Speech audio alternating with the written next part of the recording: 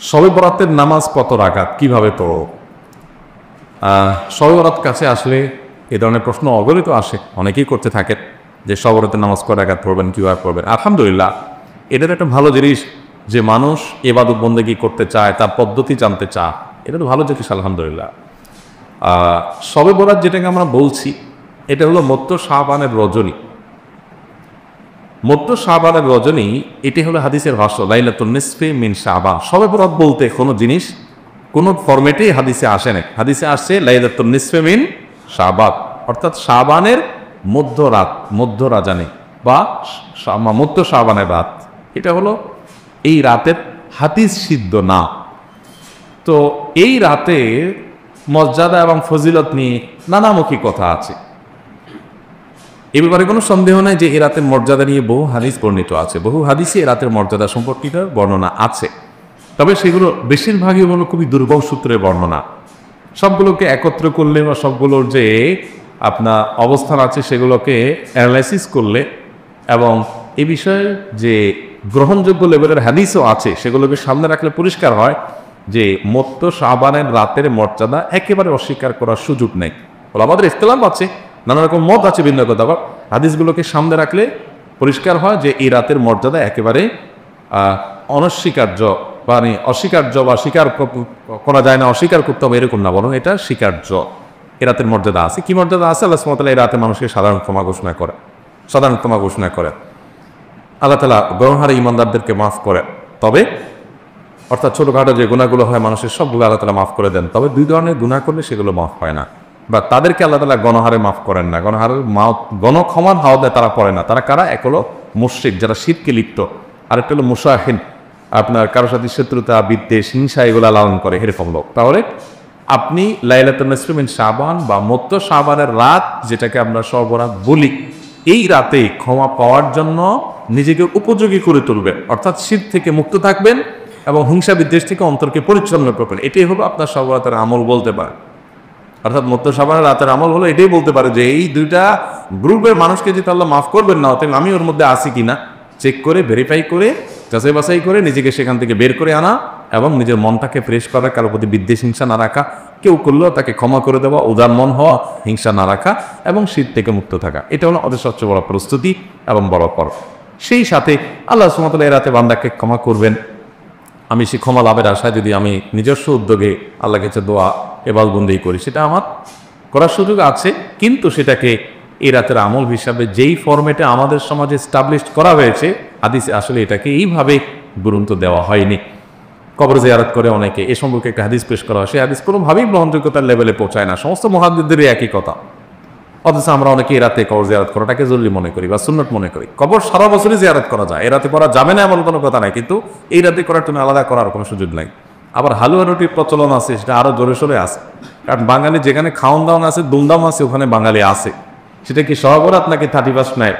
সেটা কি ওই যে ঘুড়ি উড়ানোর উৎসব নাকি ওই চৈত্র সংক্রান্তি? সেটা কি হিন্দুদের কোনো অনুষ্ঠান না মুসলমানদের কোনো অনুষ্ঠান? এসব দেখা দেখি নেই। বাঙালি ফুর্তি প্রবণ একটা জাতি, যেখানে ফুর্তি আছে বাঙালি সেখানে আছে। সেটা যে ধর্মের নামে হোক, সেকুলার হোক, অন্য কিছু হোক, ফুর্তিতে বাঙালি আছে, হুজুকে বাঙালি আছে, উৎসব বাঙালি আছে, বিবেক বিবেচনা বোধ কাজ করে না। এই যে Saint Valentine's Day, Saint Valentine's Day নিয়ে এবছর বিবিসি বাংলাতে একটা রিপোর্ট হয়েছে, রিপোর্টটা পড়ে দেখবে। এটা কোত্থেকে আসছে, কাদের দিবস? এটা খ্রিস্টানদের একটা দিবস। এটার সেকুলার দিবস বানায় আপনাদের সবাইকে গিলাচ্ছে। মানুষ কতটা বোকা হলে একটা ধর্মীয় দিবসকে সেকুলার দিবস মনে করে সব ধরনের মানুষ সেখানে মিশে যাচ্ছে। এবং খ্রিস্টান ধর্ম পণ্ডিতরা, বর্তমান সময়ের পণ্ডিতদের মন্তব্য আসছে যে এটা তারা দাবি করেছে এটা তার ধর্মের একটা ব্যাপার ছিল, এখন সারা পৃথিবীতে মানুষ এটা করে। তো যে সমস্ত যুবক এটা ভালোবাসার দিবসের নাম দিয়া এই বাবালোকটা যারা গা ভাসাচ্ছেন, তারা রীতিমতো খ্রিস্টানদের দিবস পালন করছেন। ইমান এটা নাটাকে করার মতো বিষয়। এতটুকু আমাদের হিতাহিত জ্ঞান থাকা উচিত যে কোনটা কোত্থেকে আসছে। তো যেটা বলছিলাম যে আমরা আসলে উৎসব পাগল জাতি, যা পাই সেটাই উৎসব করি। তো সব রাতে আমরা হালুয়া রুটি খাওয়া একটা উৎসব। এক সময় ওই পটকা ফুটাইতো বলা হয়, তাই না? বাজি ফুটাইতো।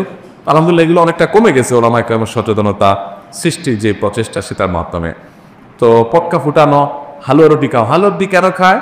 বানায় নিছে হাদিস যে নবী সাল্লাল্লাহু আলাইহি ওয়াসাল্লাম দাঁত মুবারক শহীদ হয়েছে উহুদের যুদ্ধে, এই জন্য হালুয়া খাইছেন, সেজন্য আমরা হালুয়া খাচ্ছি। আরে ভাই রাসূল ইসলামের দাঁত শহীদ হয়েছে যে হালুয়া খাইছে ইয়াতে বহুত যুদ্ধে যে দাঁত ভাঙছে সেটা তো শ্রাবণ মাসে হয় নাই, রজব মাসে হয় নাই, এটা তো অন্য সময় হয়েছে। এই সময় আপনি হালুয়া খাওয়ার মানে কি হঠাৎ করে? আর সেটাও আগেও না পরেও না, ওই দিয়ে হালুয়া রুটি খাইতে মন চাইছে আপনি খান, দুমায় খান, নাক পর্যন্ত খান, শরীর তো তা নিষেধ করে নাই। কিন্তু এটা কি ইসলামের নাম দিয়ে খাচ্ছেন কেন? হালুয়া রুটির সাথে ইসলাম কোনো সম্পর্ক নাই, খাচ্ছে আদার প্রদান করতেছে। হ্যাঁ, তো এবাদত করা ভালো। আমি শুরুতে বলেছি, প্রশ্ন করেছেন, সেটা খুব প্রশংসনীয় যে এবাদতের পদ্ধতি জানতে চাচ্ছেন। তার মানে আপনার এবাদতের প্রতি আগ্রহ আছে, সেটাকে আমি প্রশংসা করেছি। কিন্তু এবাদত কোনটা আর বেদাত কোনটা পার্থক্য করতে জানতে হবে। ইসলামের নামে নকল এবাদত সেটাকে বলা হয় বেদাত, যেটার কোনো প্রুফ কোরআন বা হাদিসে নাই। তো এই সবরাতকে নিয়ে হালুয়া রুটি এর অনেক কাজ আছে। হালুয়া রুটিতে জ্বালানিছেও নাই, কোথেকে পাইছে নেই, আমাদের সমাজে এটা প্রতিষ্ঠিত। ওই যে হুজুগ আসছে, ওইটাকে আমরা ধরে রাখতে পছন্দ করি, যেহেতু উৎসাহ কর। আবার অনেকে সবরাতে তাতে মসজিদে ইবাদত বন্দেগী করতে আসে, নিজে ইবাদত বন্দেগী করে, এ আশায় যাতে ভাগ্যটা সারা বছরে ভালো লেখা হয়, তাই না?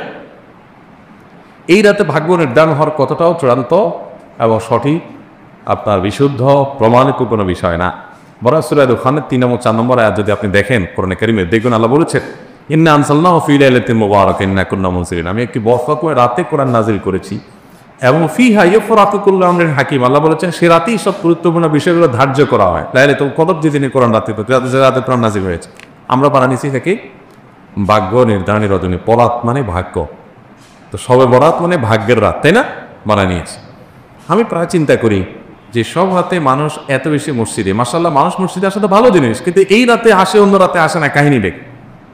তো পরে দেখলাম তো কাহিনী হলো, মানুষ মনে করে এ রাতে আসলে একটু কান্নাকাটি করে আল্লাহর সাথে একটু মাপটাপ চাইটা, এই চান্সে যদি ভাগ্যটা ভালো করে নেওয়া, তাহলে সারা বছর আর তো নামাজ কালামার দরকার নাই, বেঁচে গেলাম, এক রাতে নিজেরটা করে নিলাম।